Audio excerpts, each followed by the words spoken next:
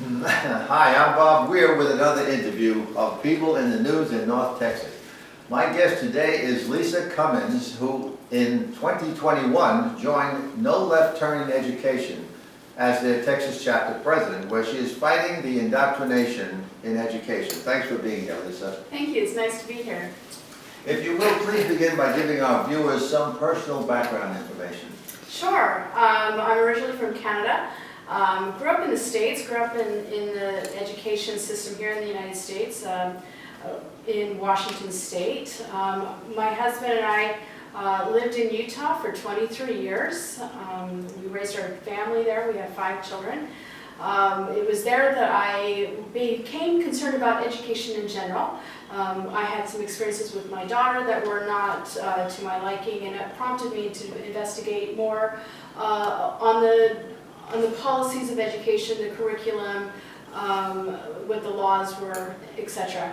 That brought me to a meeting with the Utah Eagle Forum where I was taught for 4 hours about what was coming through Common Core at the time in 2010. And a month later, Utah adopted Common Core standards without proper procedure and on falsified benchmarks.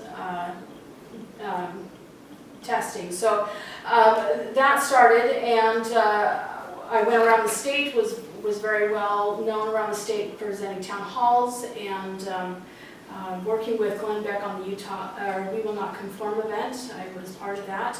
And then shortly thereafter, in 2016, I ran for the Utah State School Board and won, and was able to see behind the scenes of what is actually going on, not only at the state level, but at the national level as well, and how it trickles down to the classroom.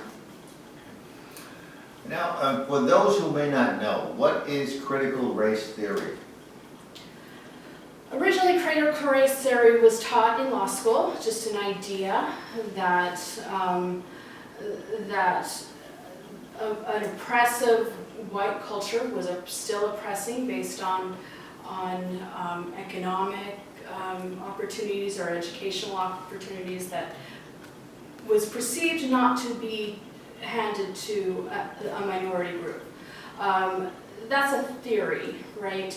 Then as it has expanded into it is fact for some people, and has infiltrated our schools under the guise of social emotional learning as one of the problems that we're looking at. The other one is comprehensive sexuality and LGBTQ issues that cover under social emotional learning.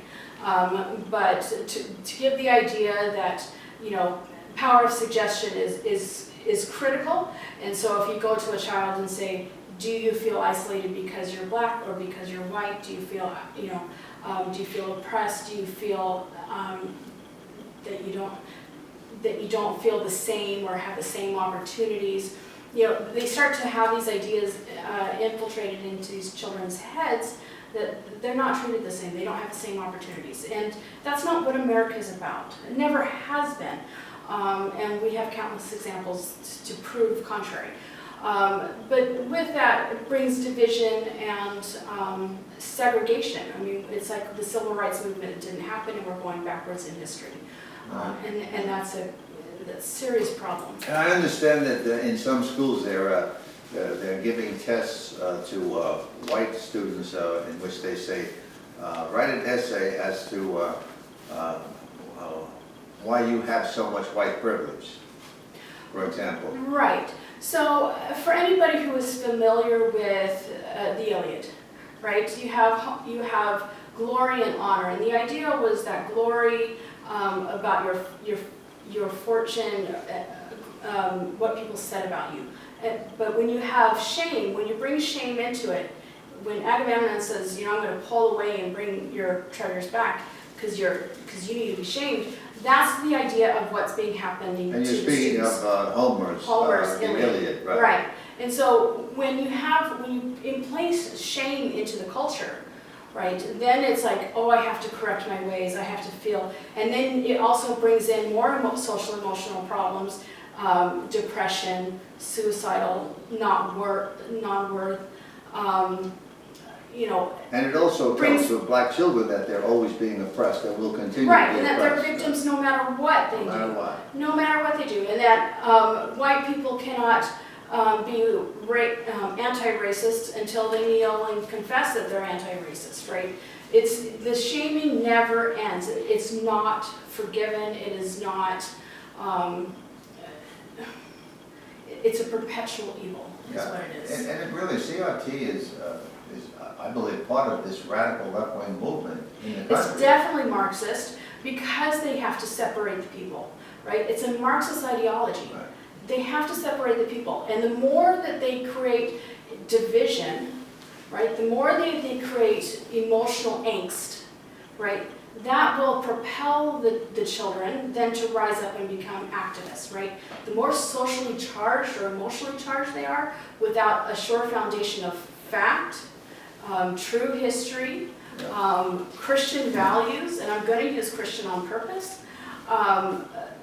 When they don't have those values in the home, when they don't have a centered home, and it's really a tactic as old as dirt. I mean, it's divide and conquer. Right. And that's what's happening throughout the country.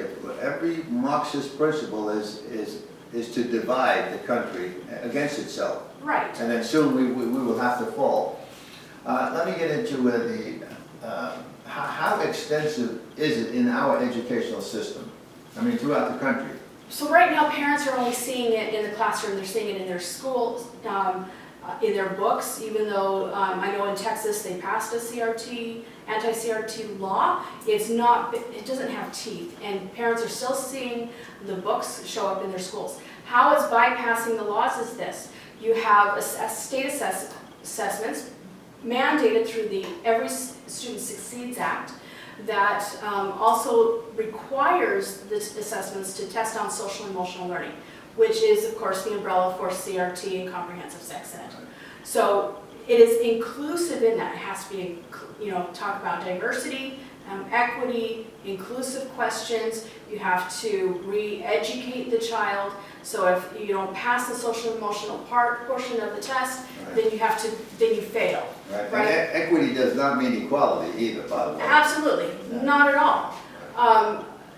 At least not in the way they want it, No. as equity is outcome, having right. the same outcome. So you have the assessments, then you have the teacher development courses that teachers are required to continue their education so that they're on top of policy during the school year, and they are taught that this is how they are to bring in CRT into the classroom, into their conversations in every single subject. Lisa, let me move on to what grades does this begin, CRT policy generally? Pre-K through 12, all the way through college. And is this happening in our local schools and universities? Absolutely. It is, right here? Absolutely. All right. How did the teachers and school boards manage to implement these ideas without parental permission? Well, you have the teachers' unions. You have the National State School Boards Association, which is NASB, which all the school board members go up, meet at least 2 to 3 times a year, and they discuss these issues. They discuss how it's being implemented through the ESSA and through other congressional bills that are coming through. You have contributors like Castle, who is the main developer of social emotional learning that includes that. They have a pledge that I submitted to you about, that they'll teach and pledge that they will have social emotional diversity and inclusion.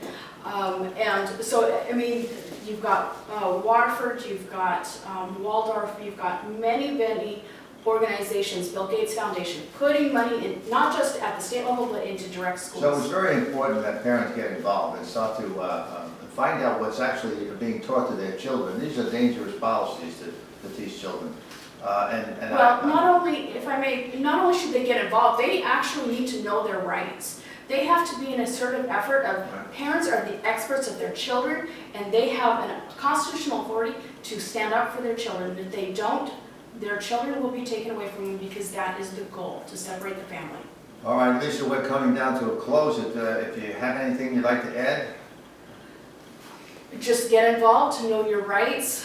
You can go to noleftturninaeducation.org and click on Texas, and we'll have opt-out forms for various things going on in the schools. You can always contact me for information to come talk to you in person. And I'll have information on that in the written portion of this as well. Thank you, Lisa, for being here. I want to thank you for working toward a more traditional education for our children. Thank you very much. Very welcome. Appreciate you. Very welcome. And thank you for watching.